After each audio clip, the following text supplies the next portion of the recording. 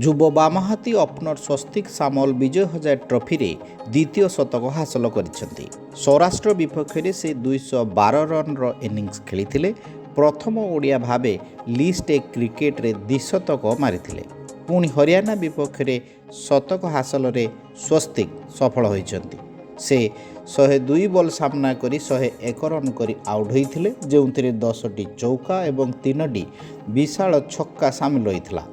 List ଏରେ ସେ ଦ୍ୱିତୀୟ ଶତକ ହାସଲରେ ସଫଳ ହୋଇଛନ୍ତି। ପୂର୍ବରୁ ସେ 3ଟି ଅର୍ଦ୍ଧଶତକ ହାସଲ କରିଥିଲେ।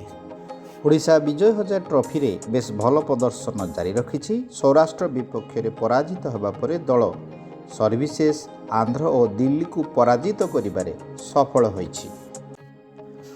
ଅଧିନାୟକ ବିପ୍ଳବ ସାମନ୍ତରାୟ, ଗୋବିନ୍ଦ ପୋଦାର, ରାଜେଶ ମହାନ୍ତି, ଦେବବ୍ରତ ପ୍ରଧାନ ଓ ସମ୍ବିତ ବରାଳ ପ୍ରମୁଖ ଚମତ୍କାର ପ୍ରଦର୍ଶନ ଜାରି ରଖିଛନ୍ତି।